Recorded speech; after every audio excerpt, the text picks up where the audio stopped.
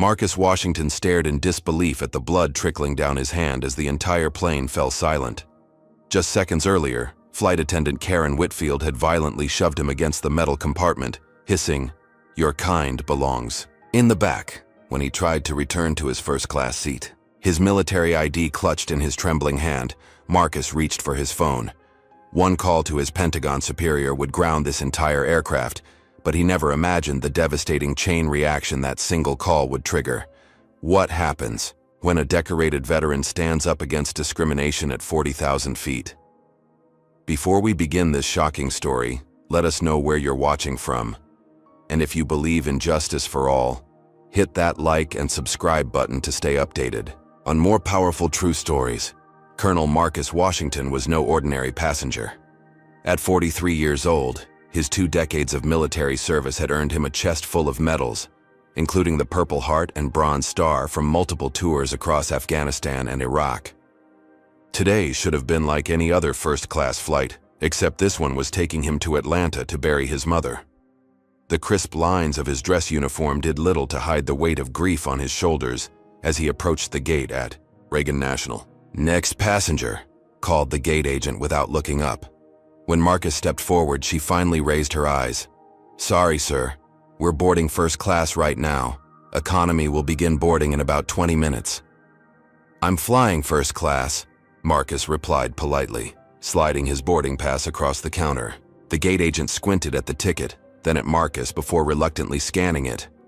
"Oh, I see. Go ahead." Her tone carried unmistakable surprise. As Marcus walked down the jet bridge, he couldn't help but notice the white passengers flowing freely past the gate agents with barely a glance at their tickets. Yet somehow, he'd been questioned despite being in full military dress uniform. When he reached the aircraft door, a blonde flight attendant with a tight smile and name tag reading Karen Whitfield blocked his path. "Boarding pass, please," she demanded with a scrutinizing gaze that made it clear his uniform carried no weight with her. "First class is this way," she said with obvious skepticism after inspecting his ticket longer than necessary, pointing toward the front cabin while keeping her eyes fixed on him, as if expecting him to make a wrong move. Marcus nodded politely and proceeded toward his seat, but couldn't miss overhearing Karen whisper to another flight attendant, "I'm watching that one. They always try to sneak up front." When Marcus finally reached row 3, he found his window. Seat occupied by a middle-aged white man in a business suit who barely looked up from his laptop. "Excuse me, sir. I believe you're in my seat," Marcus said. The man glanced up with annoyance. "No, this is my seat." "I have 3A. Marcus showed him the boarding pass. "I always sit by the window. Ask the flight attendant to sort it out." "The ER," man replied dismissively. Marcus pressed the call button, and moments later, Karen appeared. Before Marcus could speak, she turned directly to the white passenger. "Is there a problem, sir?" "This gentleman claims I'm in his seat," the businessman replied. Karen turned to Marcus with immediate suspicion. "Let me see your boarding pass." "Again," she demanded, despite having checked it minutes earlier at the door. "Sir, you're holding up the boarding process," she said loudly enough for nearby passengers to hear. "Are you sure you're not confused about your seat assignment?" Several passengers were now watching as the line behind Marcus grew. Some were pulling out phones, seemingly ready to record another difficult passenger incident. "I'm not confused," Marcus replied calmly, pointing to his clearly marked seat assignment. Karen scrutinized the boarding pass again before reluctantly turning to the white passenger. "Sir, it seems there's been a mix-up. Would you mind taking your assigned seat?"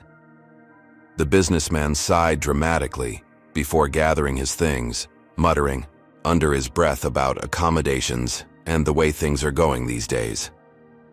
As Marcus finally settled into his rightful seat, he couldn't shake the feeling that this flight was going to be different for all the wrong reasons. The red-eye to Atlanta stretched before him, a journey that should have been filled with memories of his mother, not the familiar sting of unwarranted suspicion he'd faced his entire life, even in uniform. 20 minutes into the flight, Marcus needed to use the restroom. He carefully stepped past his sleeping roommate and made his way forward to the first-class lavatory. Inside, he splashed cold water on his face, trying to wash away the mounting tension. His mother's voice echoed in his memory. Hold your head high no matter what they throw at you. She had raised him alone after his father, also a military man, died in service when Marcus was just 8 years old. As Marcus exited the bathroom and turned to return to his seat, Karen Whitfield suddenly materialized before him, arms crossed, blocking the narrow aisle completely. "Excuse me," Marcus said politely, attempting to step around her. "Where exactly do you think you're going?" Karen's voice was ice cold, her eyes narrowed with suspicion. "Back to my seat, 3A," Marcus replied, maintaining his composure.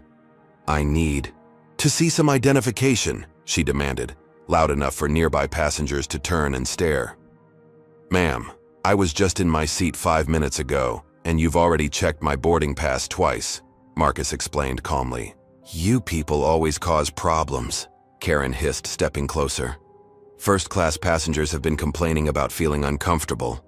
Marcus felt a familiar heat rising in his chest, but kept his voice level.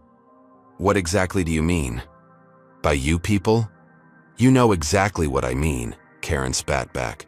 "Now show me identification or return to your proper seat in the back." "My proper seat is 3A, first class," Marcus stated firmly, attempting once more to step past her. What happened next occurred so quickly that later, when passengers described it, their accounts varied only in small details.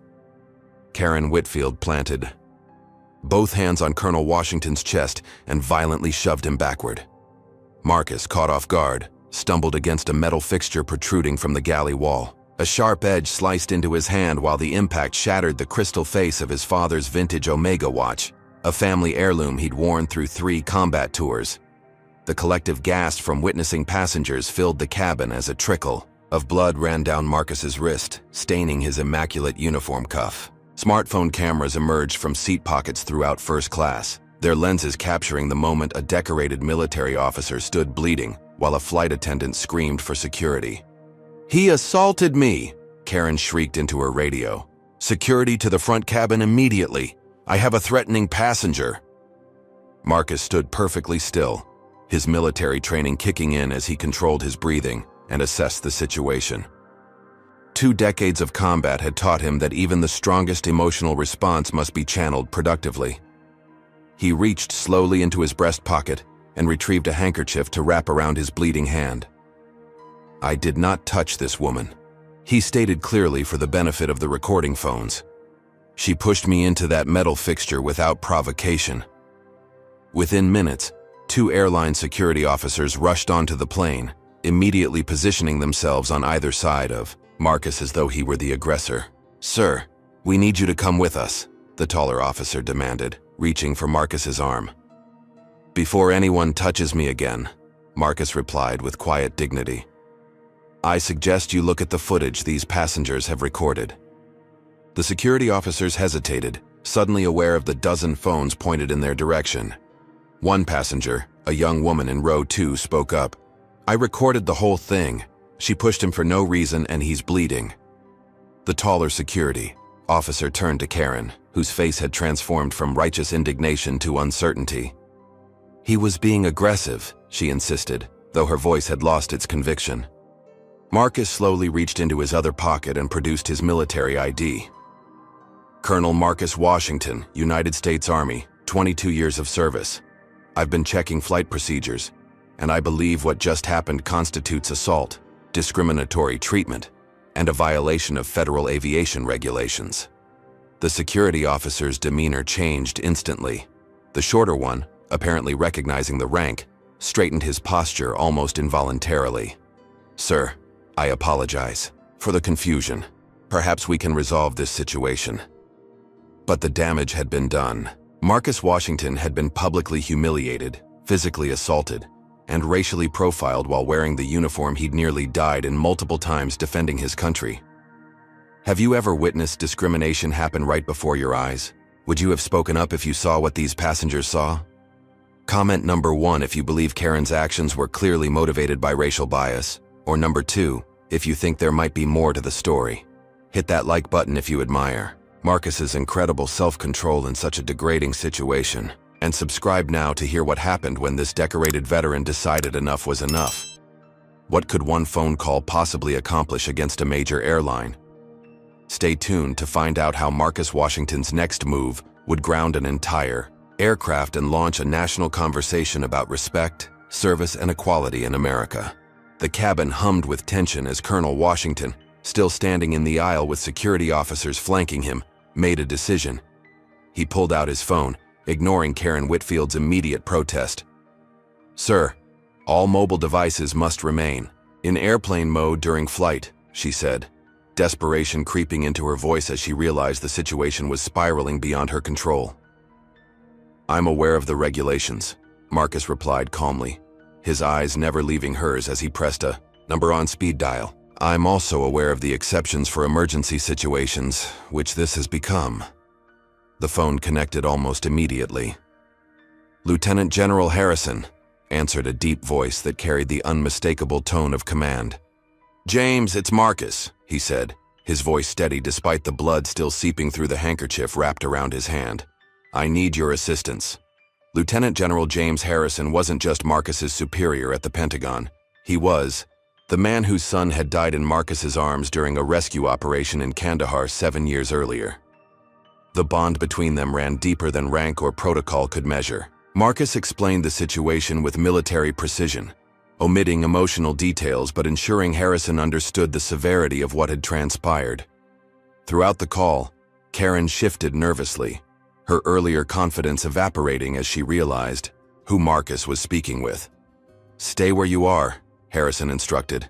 "Do not leave that aircraft voluntarily under any circumstances. I'm contacting the airline's executive team and the FAA directly." As Marcus ended the call, the captain's voice crackled over the intercom. "Ladies and gentlemen, we're experiencing some technical difficulties. We'll be holding at our current position while we sort things out. Flight attendants, please prepare for possible return to gate." The security officers, now visibly uncomfortable, stepped back from Marcus. "Sir, perhaps we could discuss this privately," one suggested, gesturing toward the galley. "There's nothing to discuss privately," Marcus replied. "What happened was witnessed by an entire cabin of passengers." Karen had retreated to huddle, with the lead flight attendant and the co-pilot, who had emerged from the cockpit to assess the situation.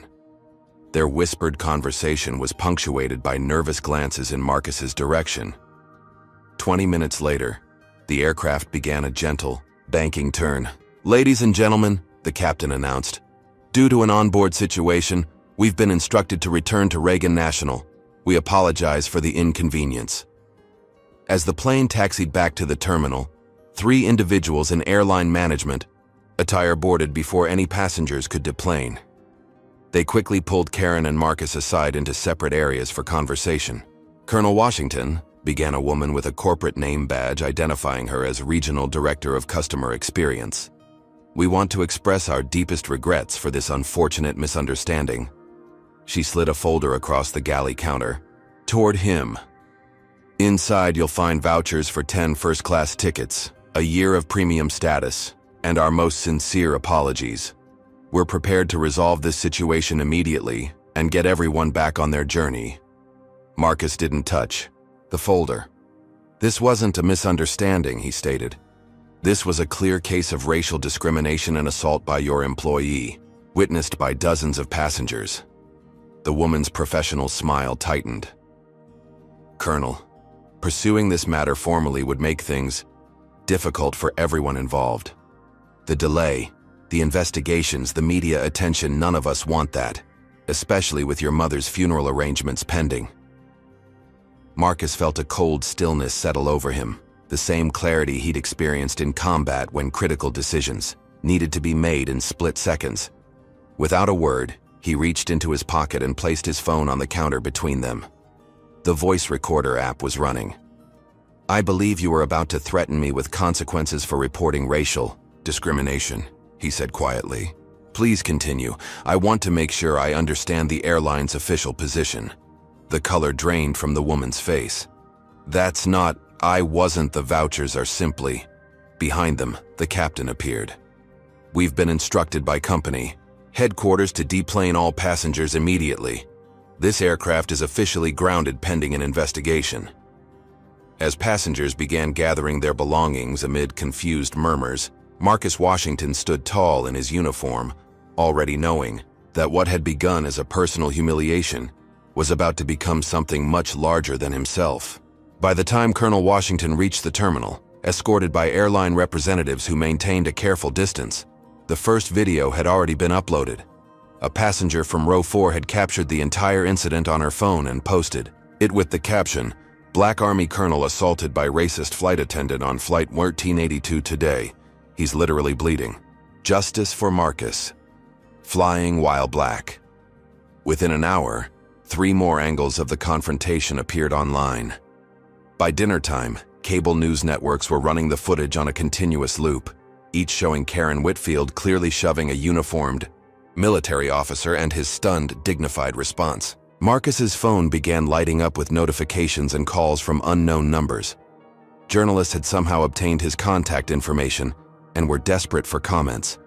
Meanwhile, internet sleuths had already identified Karen Whitfield and begun digging through her social media history, uncovering a troubling pattern of racially charged posts and comments stretching back years. "Colonel, you need to see this," said Sergeant Phillips, Marcus's aide who had been waiting at the airport to drive him to his hotel. He handed Marcus his tablet, open to a financial news site where the airline stock had plummeted 7% in a matter of hours, wiping nearly $1 billion from its market capitalization. As they drove to the hotel, the radio news reported that the airline's CEO had issued a statement. "We are deeply concerned by the video footage circulating online and are conducting a thorough investigation into the incident. This appears to be an unfortunate miscommunication between our crew member and a valued customer. Trans-American Airways has a zero-tolerance policy for discrimination of any kind." Marcus listened silently, noting the carefully crafted language that acknowledged no wrongdoing while attempting to frame a violent, racially motivated assault as mere miscommunication.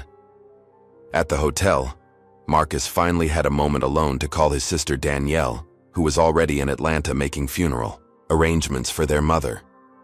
"Marcus, it's all over the news," Danielle said, her voice tight with concern. "Are you okay?" "I'm fine," he assured her, though the cut on his hand throbbed and the memory of Karen's words, "Your kind belongs in the back," kept replaying in his mind. "But I don't think I'll make it to Atlanta tonight." "Mom would understand," Danielle said softly. "You know how she always told us to stand up when it matters." After their call, Marcus finally allowed himself to check social media. The hashtags, Justice for Marcus and Flying While Black, were trending nationwide.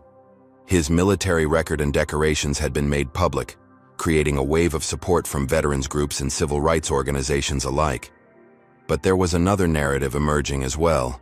Karen Whitfield had retained Jeffrey Schmidt, a high-profile attorney known for defending clients in racial controversy cases. They had released a statement claiming Karen had felt threatened by Marcus's aggressive demeanor and was simply following safety protocols established by the airline.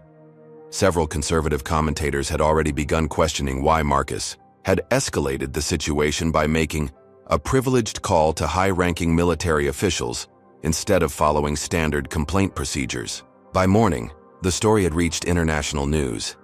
Marcus received a call from a producer at GNN, offering him a live interview slot on their evening broadcast. Despite his reluctance to become the center of a media circus, Marcus understood that controlling the narrative was essential. That evening, millions watched as he appeared on screen in his full dress uniform, the Purple Heart and Bronze Star visible on his chest, as he recounted the events with the same calm dignity he had shown on the aircraft. "I've dedicated 22 years of my life to defending this country," he told the interviewer, his voice steady. "I've bled for America in 2 wars.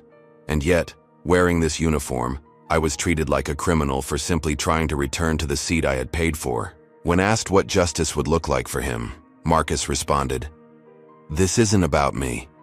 It's about acknowledging that no American should be treated differently because of the color of their skin. Not in combat, not on an airplane, not anywhere. In the country we all serve." The interview catapulted Marcus into the national spotlight. Civil rights leaders called him a hero for standing up. Military organizations rallied around one of their own. The airline faced mounting pressure as Boycott hashtags began trending, but with this visibility came vulnerability.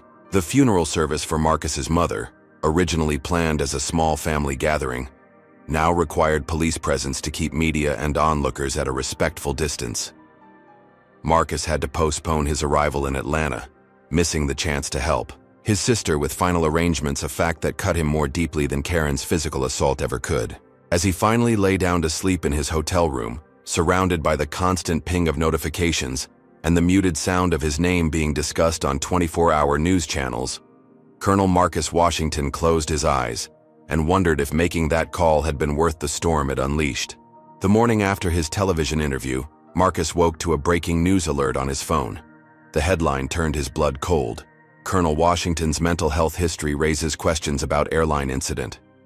Somehow Karen's legal team had obtained his private medical records, revealing that Marcus had been prescribed anxiety medication for combat-related PTSD. The article implied that his perception of events might have been distorted by his condition and medication. "This is a decorated veteran who has served honorably," Schmidt told reporters outside his office. "But we cannot ignore the fact that Colonel Washington was under the influence of powerful prescription drugs that can cause paranoia and aggression. My client was responding to behavior that legitimately concerned her as a safety professional." Marcus's phone rang. It was Lieutenant General Harrison. "They're playing dirty, Marcus," Harrison said without preamble. "Someone leaked your confidential medical files to Schmidt. We're investigating how that happened, but right now you need to prepare for more." "More?" Marcus asked, though he already knew what was coming. "Anonymous sources within the airline are claiming you have a history of confrontational behavior on flights. They're citing an incident from 3 years ago where you supposedly argued with a flight attendant about overhead bin space." Marcus remembered the incident they were twisting. A white passenger had removed his carefully placed uniform from an overhead bin, crumpling it, and the flight attendant had blamed Marcus for the resulting dispute. By midday, the narrative had expanded further. A conservative news site published an article detailing Marcus's divorce 5 years earlier, implying without evidence that it involved misconduct on his part. The reality, his ex-wife had left him.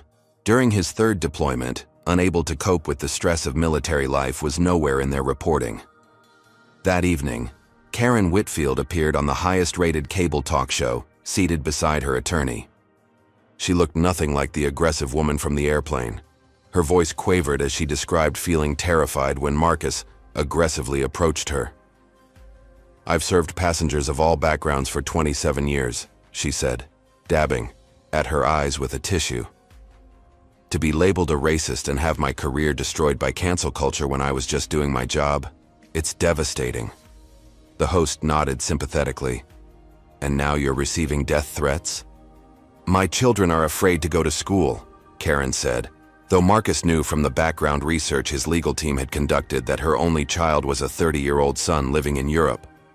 The next blow came in the form of a doctored video that began circulating online, showing only Marcus's reaction after being pushed, with the crucial moment of Karen's assault edited out. Without context, he appeared to be overreacting to a routine interaction. Lieutenant General Harrison called again. "They're going through your entire military record looking for anything they can use against you. And Marcus, there's something else. Your daughter Aisha called my office. Some classmates have been harassing her at school, showing her altered videos and saying her father is trying to ruin an innocent woman's life." Marcus sat heavily on the edge of his hotel bed. Aisha was 16, a straight-A student with dreams of following him into the service academy. The thought of her facing harassment because of his stand cut deeper than any physical wound. That evening, he received a text from an Army colleague. "Thinking of you, brother, but command advised us not to comment publicly on your situation. Sorry." One by one, military friends who had initially voiced support began to distance themselves as the controversy grew. The Pentagon issued a terse statement that the incident was a private matter not related to Colonel Washington's official duties, and declined further comment. Marcus stared at his reflection in the hotel bathroom mirror. Was this fight worth the collateral damage to his career, his family, and the memory of his mother, whose funeral had become a media circus? For the first time since the incident, doubt crept into his mind. Would you stand your ground if powerful forces tried to twist your truth? Comment number 1. If you believe Marcus should continue fighting despite the smear campaign. Or number 2, if you think the personal costs are becoming too high. Hit the like button if you've ever witnessed how quickly the media can flip a narrative against someone standing up for what's right. And subscribe now to see how Marcus responds to these devastating attacks on his character and family. When it seems like the entire system is aligned against one man, where can he possibly turn for allies? The answer will surprise you in our next segment. As Colonel Washington's character assassination continued across media channels, an unexpected movement began to take shape. It started with a social media post from Master Sergeant Terrence Jackson, a retired black veteran who had served under Marcus in Iraq. I know this man's character. He led us through hell and brought us home. If he says it happened, it happened. I stand with Washington. Within 24 hours, the hashtag had been used by thousands of veterans of all races, a coalition calling themselves Veterans Against. Discrimination formed almost overnight, with retired service members organizing press conferences in cities across America. Then came the first crack in the airline's defense. An anonymous flight attendant who worked with Karen Whitfield contacted Marcus's newly hired attorney, providing screenshots of crew messages where Karen had repeatedly used racial slurs and complained about having to serve those people in first class. Marcus's former commander, retired General William Peterson, a white man with impeccable credentials who rarely spoke publicly, released a video statement. In 28 years of service, I never met an officer with more integrity than Marcus Washington. Anyone attempting to question his character clearly has never served alongside him. The tide began to shift further when Air Marshal Jackson Burns, who had been on the flight, finally came forward. Burns had initially hesitated to get involved, but watching the smear campaign unfold compelled him to speak up.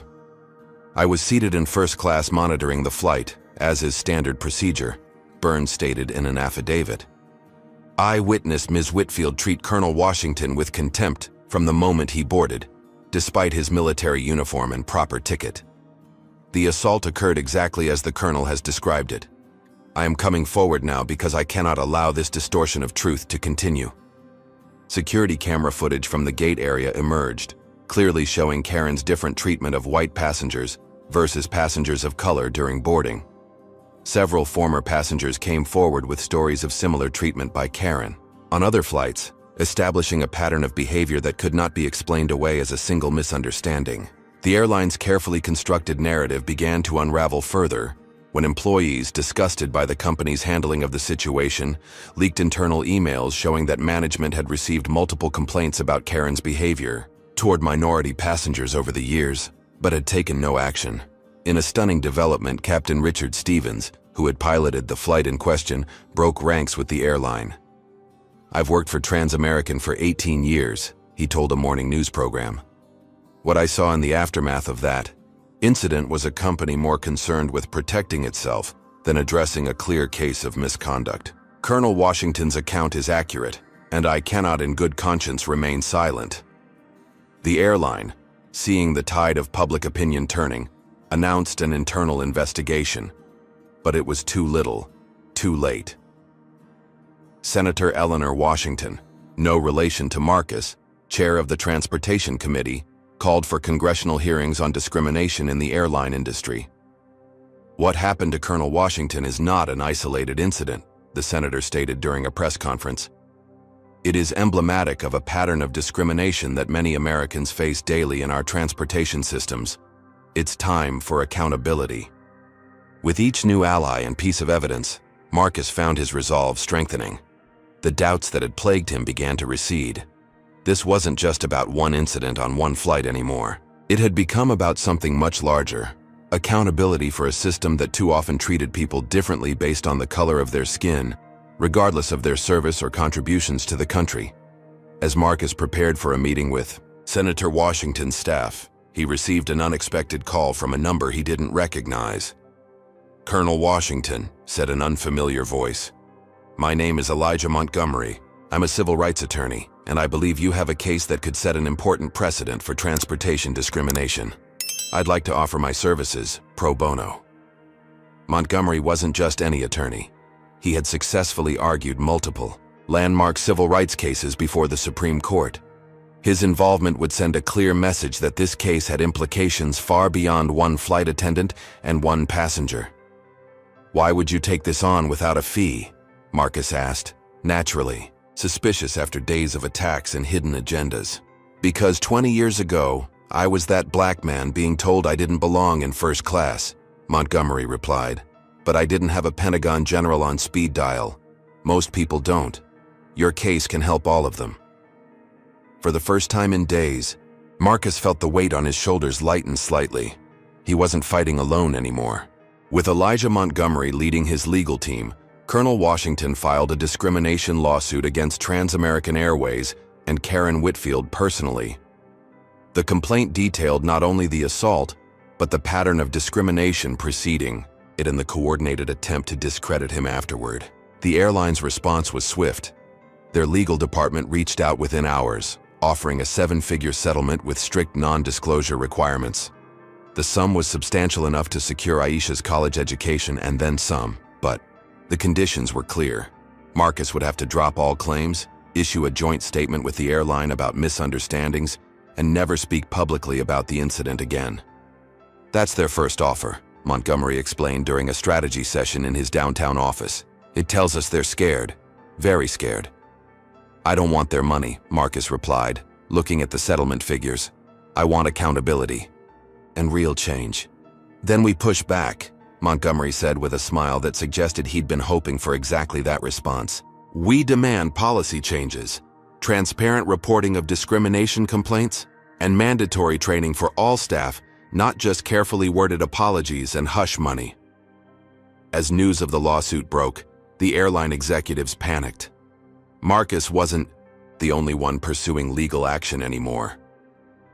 His stand had inspired other passengers who had experienced similar discrimination to come forward with their own stories and legal claims. Class action specialists were beginning to circle. Karen Whitfield, seeing herself increasingly isolated as more evidence emerged, filed a countersuit against Marcus for defamation, claiming his accusations had destroyed her career and subjected her to public hatred. It was a desperate move that few legal analysts gave any chance of success, but it ensured the conflict would continue to make headlines.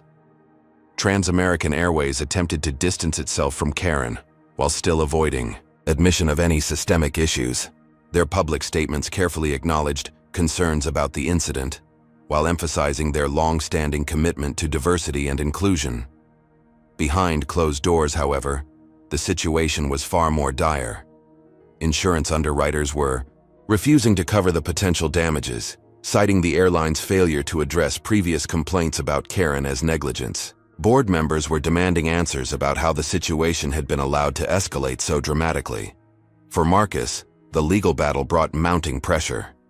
Although Montgomery had taken the case pro bono, there were still expenses accumulating, and the time commitment was affecting his ability to return to active duty.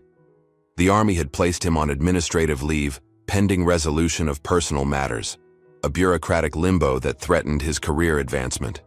Then came an unexpected development. An anonymous donor offered to cover all of Marcus's legal expenses and personal costs during the lawsuit. The funds were arranged through a trust that Montgomery verified as legitimate, but could not or would not identify further. "Someone with means believes in what you're doing," was all Montgomery would say. The case was fast becoming a national reference point for transportation discrimination.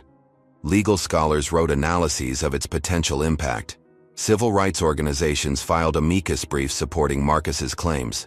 Transportation industry publications ran features examining how the outcome might affect policies across airlines, railways, and other carriers. As the case gained prominence, Trans-American's legal team shifted tactics, launching subtle attacks on Elijah Montgomery's reputation. They hired investigators to dig into his past cases, looking for any hint of impropriety or conflict of interest. Articles began appearing questioning his motives and suggesting he was using Marcus to further his own agenda. "They're desperate," Montgomery told Marcus when confronted with a particularly vicious piece claiming he had mishandled a previous civil rights case. When they can't attack the facts, they attack the messengers. It means we're winning. But winning in the court of public opinion didn't guarantee victory in actual court. Transamerican had resources that could extend the legal battle for years, draining Marcus financially and emotionally. And as the discovery phase began, their attorneys demanded access to his complete military and medical records, threatening to expose every private struggle he'd ever faced to public scrutiny. As the pressure intensified, Marcus found his resolve, being tested daily. Yet each morning he put on his uniform and remembered his mother's words. Justice isn't something you seek only when it's convenient. It's something you pursue especially when it's hard. 3 months into the legal battle, the constant pressure began taking a visible toll on Marcus. The media scrutiny, legal obligations, and ongoing character assassination triggered PTSD symptoms he had managed to keep under control for years. Night terrors returned. His hands sometimes shook during interviews.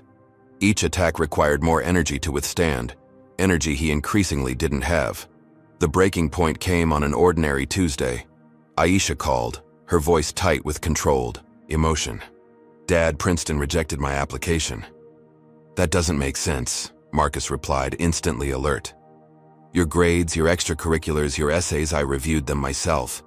You're exactly the kind of student they look for." The rejection letter mentioned concerns about fit with university values, Aisha said quietly. "Dad, they rejected me because of our last name." That same afternoon, a package arrived at Marcus's temporary apartment. It contained no return address, just a manila envelope with dozens of printed death threats collected from social media and message boards, many including his address and Aisha's school information. The implicit message was clear. "We know where you and your family are vulnerable."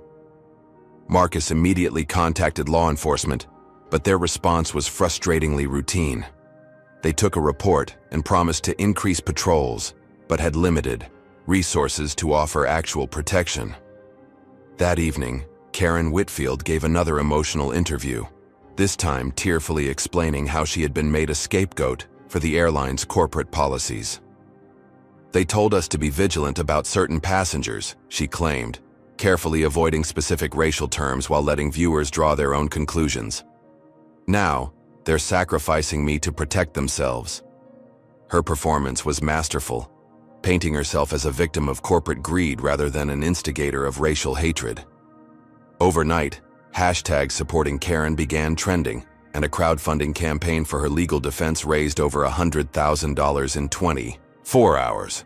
The next morning, Marcus received a call from the Pentagon. The conversation was brief but devastating.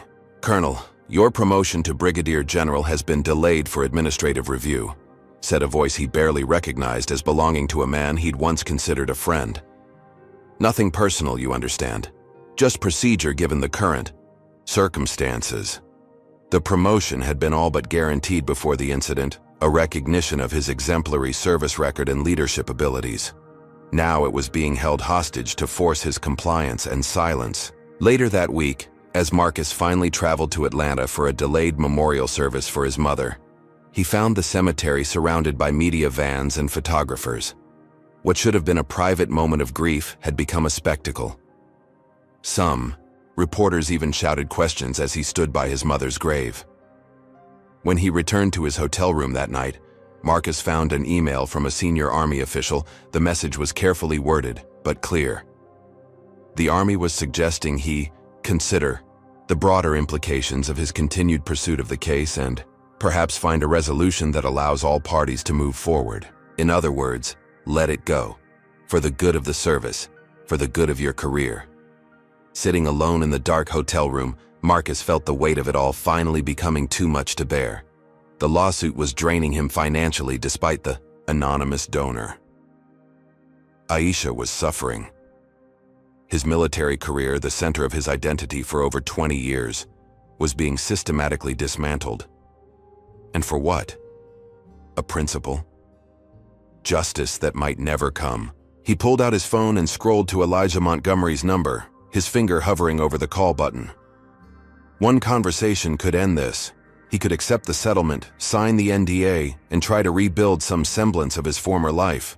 As midnight approached, Marcus found himself standing on the hotel balcony, looking down at the city lights below. 20 floors up, the traffic looked like streams of light, problems reduced to miniatures.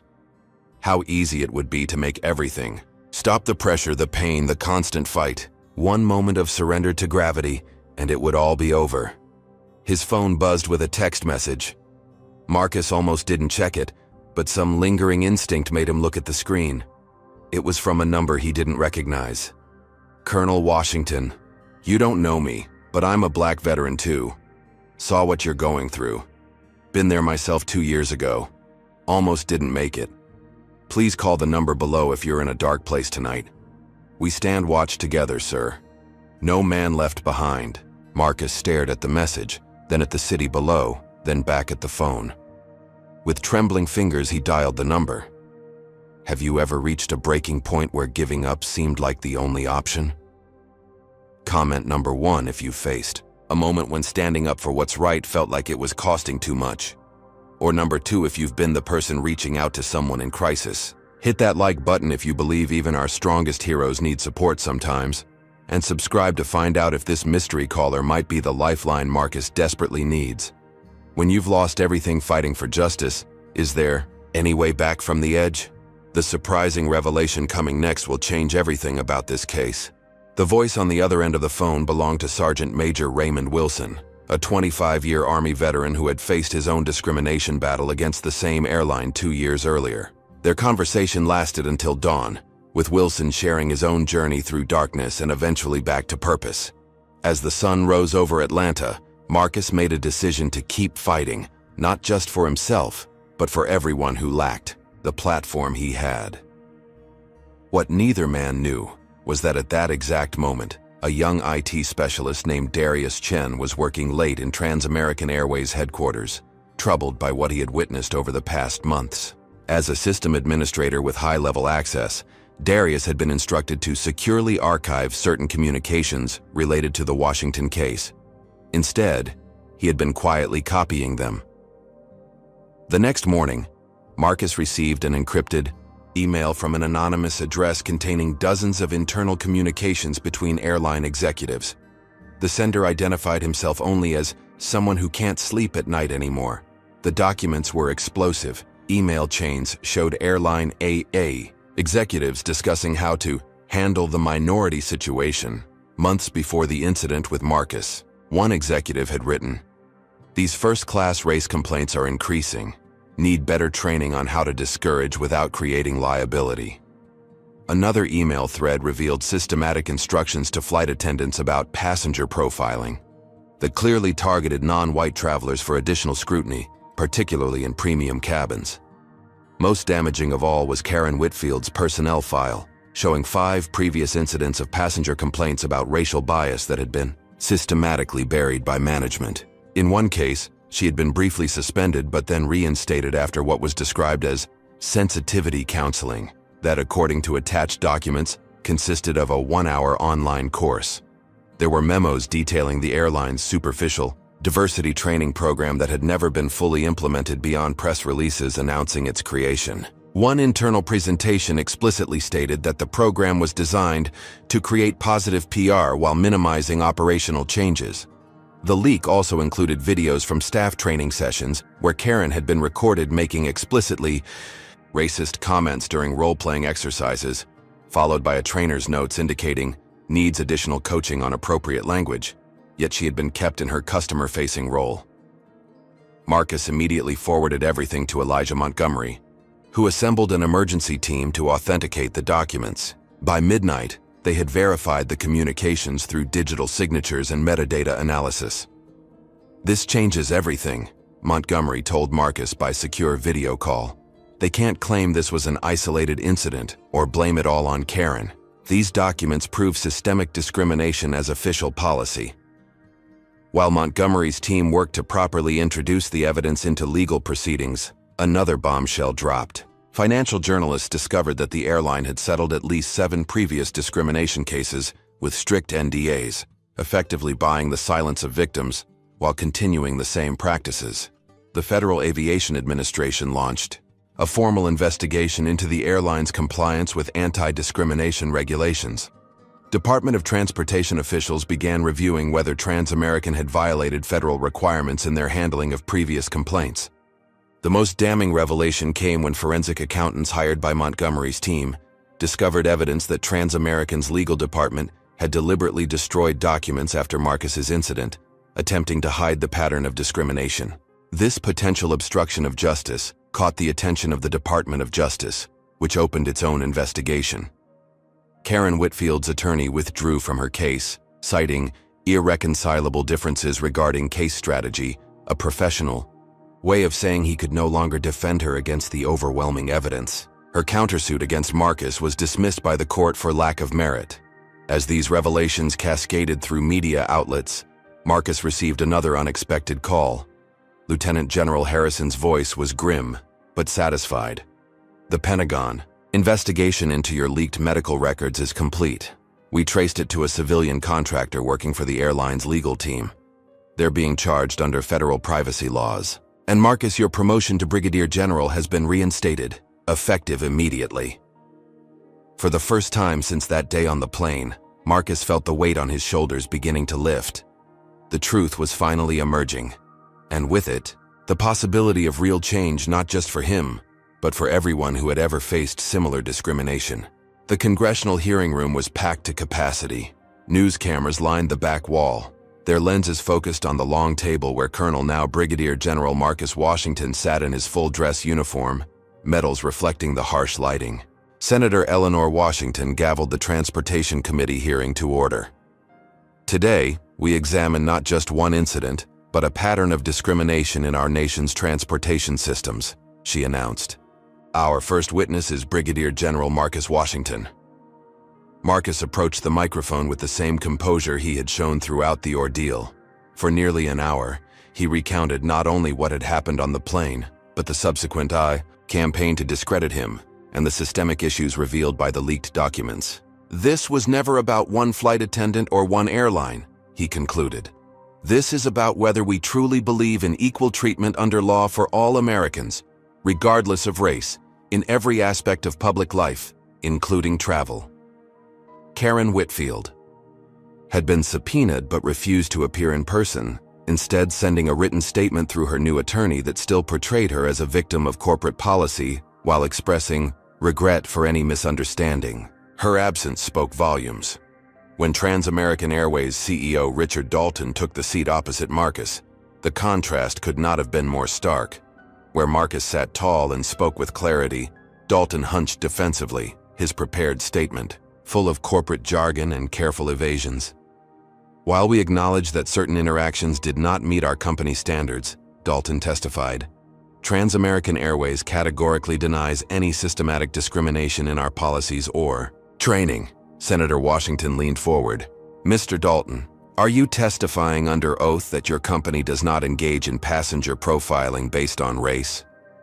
We have security protocols based on behavior, not race, Dalton replied carefully. Then how do you explain this document? The senator held up a printout from the leaked files. This is an internal training presentation, instructing your staff on what you call heightened awareness passengers. The profile descriptions are thinly veiled racial categories. Dalton's face paled. I'm not familiar with that specific document. Senator, you should be. It bears your electronic signature on the approval line. Former Transamerican flight attendant Jasmine Richards testified next, describing how she had been trained to implement the discriminatory policies and had eventually resigned over ethical concerns. We were taught to use code words and plausible deniability, she explained. But the message was clear about which passengers deserved extra scrutiny. Throughout the morning session, Dalton's demeanor grew increasingly uncomfortable. During the lunch recess, reporters observed him in heated conversation with the airline's attorneys, their gestures suggesting significant disagreement. When the I-High hearing resumed, something had clearly changed. Dalton returned with a smaller legal team, and the airline's chief counsel was conspicuously absent. Senator Washington recognized a new witness, Department of Justice Civil Rights Division Director Anthony Patel. who announced that the DOJ investigation had uncovered substantial evidence of coordinated discrimination and subsequent attempts to conceal those practices. As Patel detailed the preliminary findings, including potential criminal charges for document destruction and privacy violations, the color drained from Dalton's face. During Senator Washington's follow-up questions, she presented the airline's confidential passenger management protocols that had been secured through subpoena, showing a clear racial coding system for identifying passengers who should receive additional scrutiny when seated in premium cabins. "Mr. Dalton," the senator said, her voice steady, "your company's own documents contradict your testimony today. Would you like to amend your statements before this committee?" After a whispered consultation with his remaining attorney, Dalton cleared his throat. "Senator, in light of information that has recently come to my attention, I would like to revise my earlier statements." The admission that followed was stunning in its scope. Dalton acknowledged that the airline had implemented discriminatory practices, covered up complaints, and orchestrated the campaign against Marcus after the incident. His carefully constructed denials collapsed entirely under the weight of overwhelming evidence. As the hearing concluded, Senator Washington addressed Marcus directly. "Brigadier General, your courage in bringing these matters to light has performed a service to the nation every bit as valuable as your distinguished military career. This committee will be recommending comprehensive reforms to ensure such discrimination cannot continue." For Marcus, who had risked everything to stand up for this principle, the senator's words provided a measure of vindication. But as he left the hearing room through a gauntlet of cameras and reporters, he knew that the greatest challenges often come after the apparent victory. The morning after the congressional hearing, Trans-American Airways issued a terse press release. The board of directors announces the immediate resignation of CEO Richard Dalton and 3 executive vice presidents. An interim leadership team will implement comprehensive policy reforms, while the search for permanent replacements is conducted. By afternoon, news broke that Karen Whitfield had been terminated from her position. Hours later, the Department of Justice announced she would face federal charges for assault and civil rights violations, with potential penalties including substantial fines and possible incarceration. Trans-American stock continued its downward spiral until the company announced a major settlement package, including substantial financial compensation for Marcus and others who had faced discrimination, along with an overhauled training program and transparent reporting mechanisms for bias incidents. Industry publications reported that other major carriers were proactively reviewing their own policies, fearful of similar scrutiny. The Federal Aviation Administration issued new guidelines for anti-discrimination compliance, informally dubbed the Washington Standards after the case that prompted them. For Marcus, these developments brought a complex mixture of vindication and exhaustion. While he had become a reluctant symbol for military veterans facing discrimination, the personal cost had been enormous. His PTSD symptoms, triggered and intensified by the ordeal, required ongoing therapy. Despite his reinstated promotion, colleagues treated him differently now, some with newfound respect, others with careful distance, as though his stand for principle might somehow be contagious. At the Pentagon, his assigned duties seemed designed to keep him visible as a success story, but away from operational command, a showcase general rather than a battlefield leader. After fighting so hard to defend his military career, Marcus found its trajectory permanently altered in ways he hadn't anticipated. Aisha had ultimately been accepted to West Point after the admissions scandal broke, but the family continued to receive occasional threats and harassment from extremists who had found in Karen Whitfield an unlikely martyr for their cause. Marcus hired private security for his daughter's graduation, turning what should have been a purely proud moment into one tinged with vigilance. 6 months after the hearing, Marcus sat alone in his Pentagon office, reviewing reports but finding his mind wandering. Had the victory been worth its price? He had won by every external measure, yet sometimes in the quiet moments, doubt still crept in. A knock at his door interrupted his thoughts. His aide announced that the newly appointed CEO of Trans-American Airways, Diana Chen, was requesting a meeting at his convenience. Marcus agreed with some reluctance, expecting perhaps another attempt at damage control or public relations. Instead, what Chen proposed during their meeting the following day left him momentarily speechless. "Brigadier General, we're creating a new executive position leading our Inclusion and Respect Division," Chen explained. "This isn't window dressing. This role will have authority over training, policy implementation, complaint investigation, and direct report to the board. We want you to consider taking this position." "You want to hire the man who sued you?" Marcus asked, unable to hide his surprise. "We want to hire the man who exposed fatal flaws in our system and held us accountable," Chen replied. "Your military leadership experience, your personal integrity, and yes, your first-hand experience with our failures make you uniquely qualified.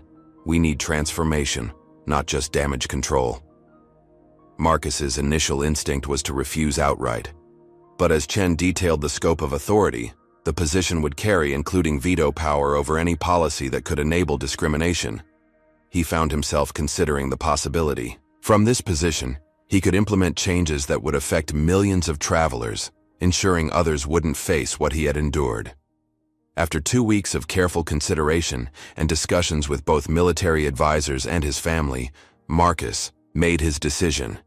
He would accept an early retirement from the army and take on the challenge of reforming the very company that had once tried to destroy him. It was, he realized, another form of service to a different kind of battle to change systems from within, rather than merely winning individual victories against them. 6 months into his role as Executive Vice President for Inclusion and Respect at Trans-American Airways, Marcus Washington had already implemented sweeping changes. Every employee from baggage handlers to pilots underwent comprehensive bias recognition, training not corporate box-checking exercises, but substantive programs developed with civil rights organizations and backed by real accountability measures. His insistence on data transparency had resulted in a public dashboard showing complaint statistics and resolution timelines. An independent review board with diverse membership now oversaw all discrimination complaints, removing the conflicts of interest that had previously buried valid grievances.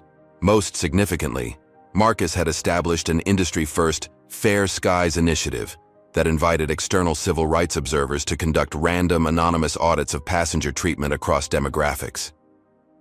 The initial findings had been sobering, but the improvement trends were encouraging. Not everyone supported these changes.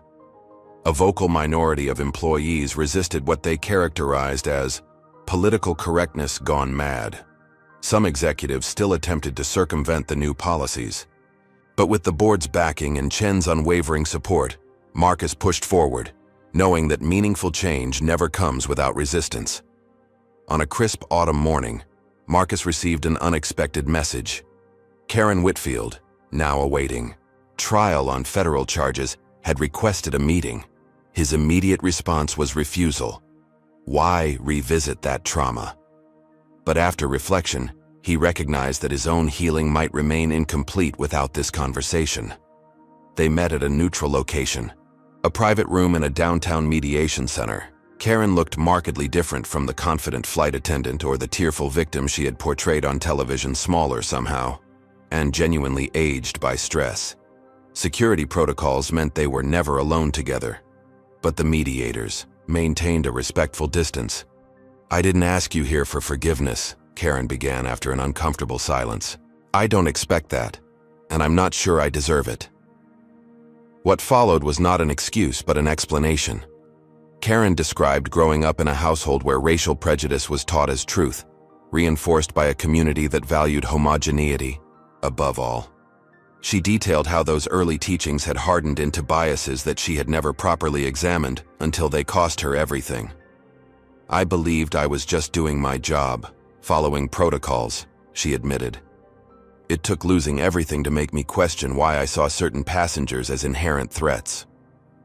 Marcus listened without interrupting.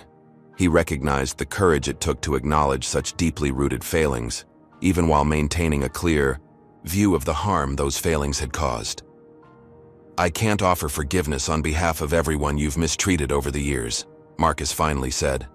"That's not mine to give. But I can acknowledge your humanity, just as you failed to acknowledge mine that day on the plane." Though they would never be friends or even comfortable acquaintances, both left the meeting with a sense that a necessary conversation had occurred, not a neat resolution with forgiveness and redemption, but a human exchange that acknowledged the complexity of prejudice and the long, difficult path to its dismantling.